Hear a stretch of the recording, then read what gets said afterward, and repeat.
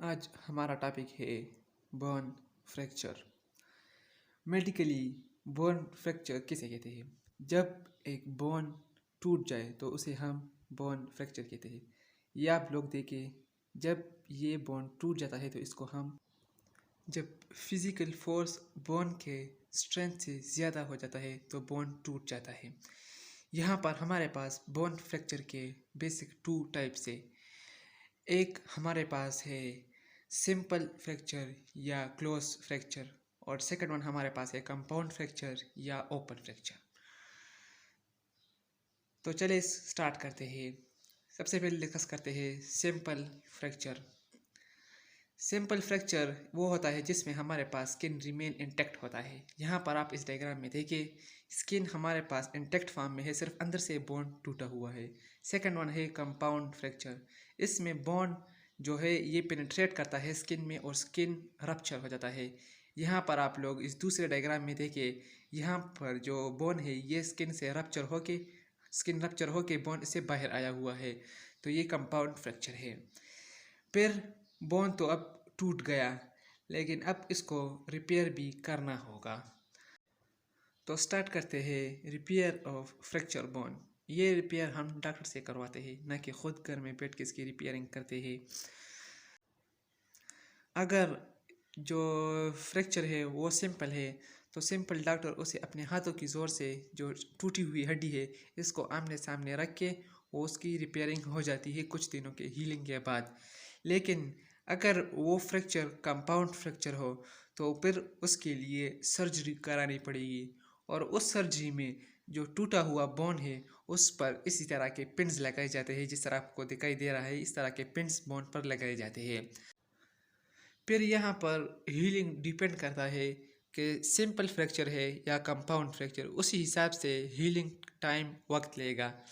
यानी अगर हमारे पास सिंपल फ्रैक्चर है तो रिपेयरिंग टाइम लेस होगा, अगर फ्रैक्चर कंपाउंड हो तो उसके लिए टाइम ज़्यादा लगेगा रिपेयर होने में। इसके बाद हम स्टेप्स डिस्कस करते हैं। यहाँ पर हमारे पास 4 स्टेप्स है बर्न के हीलिंग या रिपेयरिंग के लिए। सबसे पहले हमारा स्टेप है हीमाटोमा फॉर्मेशन। हीमाटोमा फॉर्मेशन क्या है? जब बोन टूट जाता है तो उसके साथ जो ब्लड वेसल है वो भी टूट जाते हैं, ब्रेक हो जाते हैं। तो उसके ज़रिए जो ब्लड होता है वो बाहर आ जाता है वेसल से। यहाँ पर आप लोग इस डायग्राम में देखिए, यहाँ पर हमारे पास ब्लड वेसल से बाहर ब्लड आ जाता है, इसको हम हीमोरेज कहते हैं। जब ब्लड बाहर आ जाता है ब्लड वेसल से, ये हीमोरेज अकर हो जाता है। यहाँ पर ब्लड भी क्लॉट हो जाता है, जब ब्लड बाहर आता है तो ब्लड क्लॉट हो जाता है।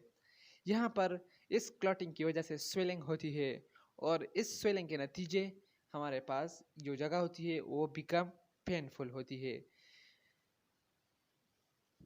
यहाँ पर हमारे पास सेकंड स्टेप है फाइब्रोकार्टिलेजिनियस केलस फॉर्मेशन। यहाँ पर इस स्टेप में हमारे पास एक सॉफ्ट ग्रेनुलेशन टिश्यू बनते हैं जिसको हम सॉफ्ट केलस कहते हैं। यहाँ पर इसी स्टेप में कैपिलरीज की फॉर्मेशन भी होती है, और साथ में फेगोसाइटिक सेल्स की भी। कैपिलरी न्यूट्रिशन प्रोवाइड करता है बोन को दोबारा रिपेयर होने में, और फेगोसाइटिक सेल ये क्लीनिंग का काम करता है, जो इजाफी है उसको ख़त्म करता है। फाइब्रोब्लास्ट एंड ओस्टियोब्लास्ट ये हमारे पास रिपेयरिंग ऑफ बोन में हेल्प करता है। यह बेसिकली रिकंस्ट्रक्शन करता है बोन की, जब बोन दोबारा बनना शुरू हो जाता है।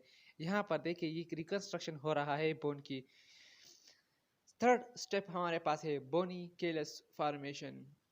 जिस तरह फेब्रोकार्टिलेजिनियस केलस था लास्ट स्टेप में, तो वो बोनी केलस में कन्वर्ट हो जाता है, जो स्पॉन्जी बोन हो। ये हमारे पास कंप्लीट बोन नहीं होता, ये स्पॉन्जी बोन होता है।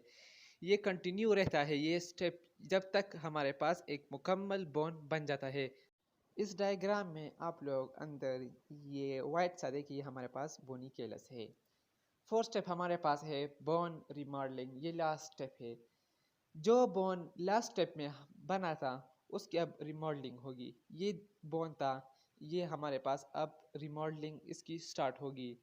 रिमॉडलिंग इस तरह होगा कि ये जो पिछला बोन था इसमें जो इजाफी चीज़ें थी वो कम होंगी, और ये इस तरह एक सीधा बोन बन जाएगा। यानी इससे जो इजाफी चीज़ें थी वो हट जाती है।